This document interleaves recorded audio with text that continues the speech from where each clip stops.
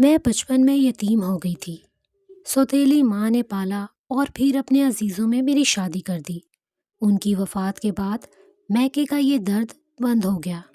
اللہ کا شکر ہے کہ شوہر نیک سیرت اور شریف آدمی تھے۔ ان کا نام فرحان تھا۔ فرحان میرا بہت خیال رکھتے تھے۔ انہوں نے کبھی شکایت کا موقع نہ دیا۔ اپنے گھر میں خوش و خرم زندگی گزار رہی تھی کہ اچانک ایک حادثہ رونما ہوا جس نے میرے مہکتے ہوئے گھر کو ویران کر دیا۔ ایک دن فرحان حسب معمول آفس گئے۔ راستے میں تھے کہ سامنے سے آتے ایک ٹرک نے ان کو ٹکر مار دی۔ فرحان بری طرح زخمی ہو گئے۔ لوگ ان کو ہسپتال لے گئے اور ٹرک ڈرائیور کو گرفتار کر لیا۔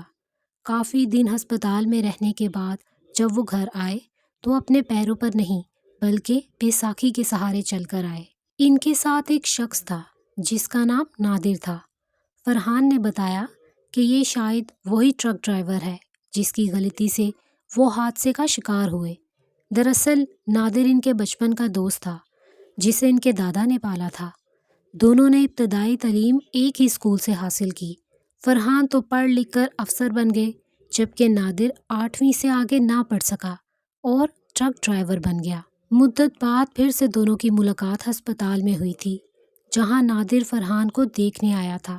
ہوا یہ کہ جب میرے شوہر کو علم ہوا کہ ان کو شدید زخمی کرنے والا ٹرک ڈرائیور حوالات میں ہے تو انہوں نے معلوم کرنا چاہا کہ وہ کون ہے۔ تب ہی پتہ چلا کہ ان کا بچپن کا دوست نادر ہے۔ ملنے کی آرزو کی اور ضمانت بھی خود ہی کرائی، اسے معاف بھی کر دیا۔ جب ہسپتال سے چھٹی مل گئی تو اسے اپنے ساتھ گھر لے آئے۔ حقیقت یہ تھی کہ فرحان کو اپنی اور اپنے گھر کی دیکھ بھال کے لیے کسی شخص کی ضرورت تھی، ایسا آدمی جس پر وہ بھروسہ کر سکے، جو ڈرائیونگ بھی جانتا ہو اور ان کو آفس لانے اور لے جانے کی ڈیوٹی دے سکے۔ اس دن سے وہ ہمارے گھر کا ایک فرد بن گیا اور ہمارے ہی ساتھ رہنے لگا۔ شاید ایک یتیم لڑکا تھا جس کی پرورش میرے سسر نے کی تھی۔ ایک طرح سے وہ ہمارے لیے اپنوں جیسا تھا۔ کبھی فرحان کمپنی کے کام سے دورے پر جاتے، نادر گھر پر موجود ہوتا، تب ہی میں اس کی موجودگی میں خود کو محفوظ خیال کرتی تھی۔ وہ فرحان کا جگری دوست ہی نہیں، منہ بولا بھائی اور گھر کا رکھوالا بھی تھا۔ میری شادی کو 5 برس گزر چکے تھے اور میں اولاد کی نعمت سے محروم تھی۔ تب ہی گھر خالی خالی تھا اور میں بے حد تنہائی محسوس کرتی تھی۔ ایسے میں نادر کی دلچسپ باتیں مجھے بوریت سے بچا لیتی تھیں۔ ہوتے ہوتے نادر سے میں بے حد مانوس ہو گئی۔ تاہم مانوسیت ایک الگ بات ہے، لیکن میری نیت میں کوئی خرابی نہ تھی۔ تنہائی سے اکتا کر اس کے ساتھ باتیں کرتی تھی۔ فرحان بہت باہمت آدمی تھے۔ اتنے بڑے حادثے سے گزرنے کے باوجود انہوں نے ہمت نہیں ہاری تھی اور اپنے دوست نادر کو بھی نہ صرف معاف کر دیا بلکہ اپنے ساتھ رکھ لیا تھا۔ ان کو یقین تھا ان کا یہ دوست اچھا آدمی ہے۔ کہتے ہیں انسان لاکھ اچھا ہو، کبھی شیطان کے بہکاوے سے اندھیروں میں بھٹک بھی سکتا ہے۔ ہمیں تنہائی میسر تھی تو ایک وقت آ گیا کہ شیطان غالب آنے لگا اور میں شیطان کے ہاتھوں کھلونا بنتے بنتے رہ گئی۔ ہم تو سمجھ رہے تھے کہ فرحان ہر بات سے غافل ہے، مگر ان میں بہت فراست تھی اور وہ ہماری چھوٹی چھوٹی باتوں کو نوٹ کر رہے تھے۔ ایک دن انہوں نے کہا کہ میں آج دورے پر جا رہا ہوں، 2 دن باہر رہوں گا، تم اپنا خیال رکھنا۔ نادر کو انہوں نے ایک الگ کمرے میں جگہ دے دی ہوئی تھی۔ مجھے اس روز وہ خدا حافظ کہہ کر گھر سے نہیں گئے بلکہ لاؤنج کے اندر بنی ہوئی سیڑھیوں کے نیچے ہی بیٹھ گئے اور میں یہی سمجھی کہ وہ گھر سے چلے گئے ہیں، کیونکہ آفس کی گاڑی بظاہر ان کو لینے بھی آئی جبکہ نادر اس وقت کمرے میں سو رہا تھا۔ فرحان کے جانے کے گھنٹہ بعد دروازہ بجا اور میں نے کھولا تو نادر تھا۔ وہ میرے ساتھ میرے کمرے میں آ گیا۔ تھوڑی ہی دیر گزری تھی کہ فرحان اس کے کمرے میں آ گئے جہاں میں اور نادر تھے۔ انہیں سامنے دیکھ کر ہمارے اوسان ہی خطا ہو گئے۔ ان کے آنے کی خبر تک نہ ہو سکی اور اب اپنا سانس بند ہوتا محسوس ہونے لگا۔ ظاہر ہے کہ وہ بیساکھی پر چل کر آئے تھے، مگر بیساکھی کی آہٹ تک ہم نہ سن پائے تھے۔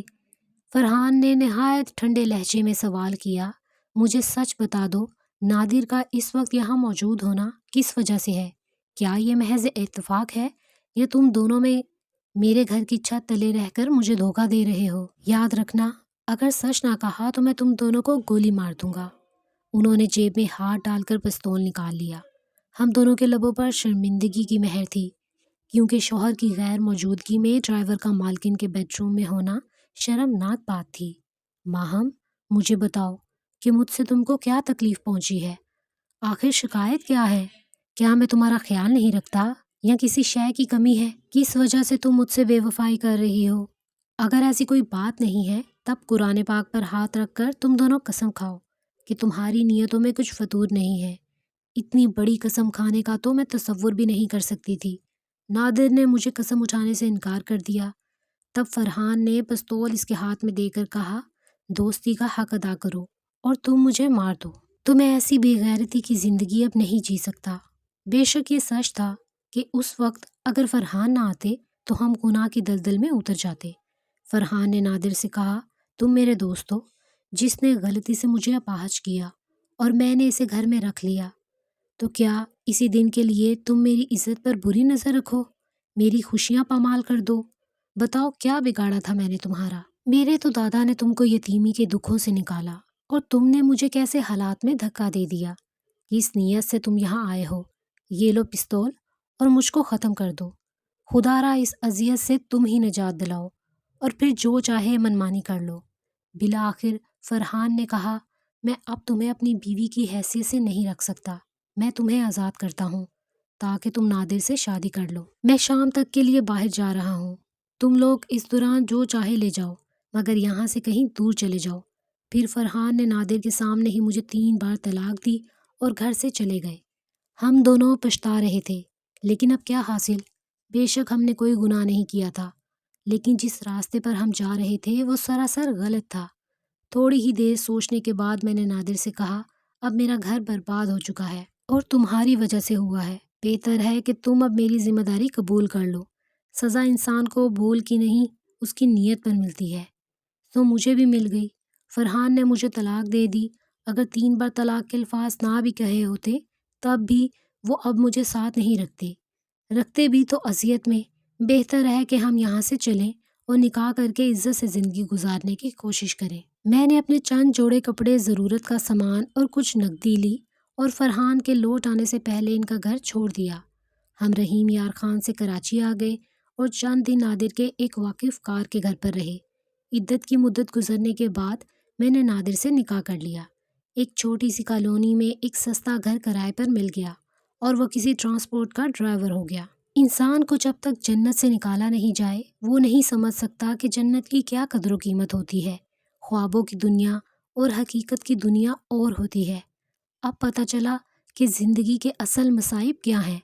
ایک خوشحال شخص کی بیوی تھی تو تنہائی کاٹتی تھی، اب ایک ایسے شخص کی منقوہ ہو گئی جو روز نشہ کرتا ہے، شراب پیتا ہے، اب دل جلتا ہے اور فرحان کی محبت، اس کی خوبیاں اور اچھائیاں یاد آتی ہیں۔ ایک دن نادر بس لے کر جا رہا تھا کہ نشے میں تیز رفتار کے باعث بس اس کے قابو سے باہر ہو گئی۔ حادثہ ایسا شدید تھا، صرف وہی نہیں اور بھی مسافر اس حادثے کی نظر ہو گئے۔ اخبار میں خبر کے ساتھ اس کی تصویر بھی موجود تھی۔ پڑوسی اخبار لے کر آئے اور مجھے بتایا کہ تمہارا شوہر حادثے میں فوت ہو گیا ہے۔ یہ ٹوٹا پھوٹا سہارا بھی جاتا رہا۔ ٹرانسپورٹ مالک نے میری کوئی مدد نہ کی، لیکن اپنے گھر میں کام کرنے کی پیشکش کر دی۔ مجھے بھی رہنے کا سہارا اور جینے کا آسرا چاہیے تھا، سو میں عمران کے گھر کام کرنے لگی۔ ایک دن عمران کے گھر ایک مہمان آیا تو انہوں نے مجھے چائے بنانے کا کہا۔ ان کی بیگم بولی، آج ملازمہ چھٹی پر ہے، تم ٹرے مہمان کے پاس لے جاؤ۔ صاحب اور مہمان لان میں بیٹھے تھے۔ جب میں چائے کی ٹرے لے کر وہاں گئی تو مجھے دیکھ کر مہمان اٹھ کھڑا ہوا۔ تبھی میں نے اس پر نظر ڈالی تو میں حیران ہو گئی۔ عمران صاحب نے حیرت سے ہمیں دیکھا۔ تب فرحان نے کہا، یہ خاتون کیا آپ کے ہاں کام کرتی ہیں؟ ہاں، اس نے جواب دیا۔ کیا آپ ان کو جانتے ہیں؟ کیوں نہیں، یہ میری سابقہ بیوی ہے۔ عمران نے پریشان ہو کر میری طرف دیکھا اور کہنے لگا، لیکن ان کے شوہر تو… میں نے شک و شبہ کی وجہ سے ان کو جلد بازی میں طلاق دے دی تو یہ بے سہارا ہو گئی تھیں۔ تب ہی میرے ڈرائیور نے ان کے ساتھ نکاح کر کے ان کو جینے کا آسرا دیا اور چند دن پہلے ایک حادثے میں وہ بھی جاں بحق ہو گیا ہے۔ میں نے اس کی تصویر اخبار میں دیکھی تھی، وہ میرے پاس ملازم تھا۔ میں نے ان کو بے سہارا پایا تو اپنے ہاں ملازم رکھ لیا۔ چونکہ میری بیوی کو کام کے لیے ایک خاتون چاہیے تھی، عمران نے فرحان کو بتایا۔ اس کے بعد عمران نے مجھے چند دن عزت سے رکھا اور فرحان سے کہا کہ ان کی عدت پوری ہو جائے تو بہتر ہے کہ تم ہی دوبارہ ان کے ساتھ نکاح کر لو، ورنہ بیچاری تمام عمر کیسے گزار پائیں گی؟ ان کی تو کوئی اولاد بھی نہیں ہے۔ فرحان بھی طلاق دے کر سکون میں نہ تھے، وہ پچھتا رہے تھے۔ بہرحال ایک روز میرا ان کے ساتھ عمران کے گھر پر نکاح ہوا اور وہ مجھے اپنے گھر لے آئے۔ خدا کی کرنی کہ اس نے ہم بے اولادوں پر رحم کیا اور میں امید سے ہو گئی۔ یوں اب میں 3 بچوں کی ماں بن گئی۔ ماضی کے غم بھلا کر ہم دونوں میاں بیوی اپنے بچوں کی پرورش میں کھو گئے۔ کہتے ہیں کہ ہر دکھ کے بعد راحت ہوتی ہے۔ اولاد کی صورت میں ہمیں بھی راحت ملی اور بچے تعلیم یافتہ ہو کر اپنی اپنی منزل تک پہنچے۔ 2 سال پہلے فرحان کا انتقال ہو گیا ہے۔ اب اپنے بچوں کے سہارے زندہ ہوں۔ زندگی کے نشیب و فراز دیکھ لیے ہیں اور ماضی کی غلطیوں سے یہی سبق سیکھا ہے کہ کبھی کسی پر اعتبار نہیں کرنا چاہیے، خصوصاً کسی غیر مرد پر۔ کوئی غیر آدمی اگر گھر میں رہائش پذیر ہو تو اس سے فاصلہ رکھنا لازمی ہے، کیونکہ شیطان ہر دم انسان کے ساتھ لگا ہے۔ اور آخر میں ہم سب دعا کرتے ہیں اللہ تعالی ہمارا خاتمہ ایمان پر فرمائے اور ہمیں اپنے رضا میں راضی کر دے۔ آمین ثم آمین۔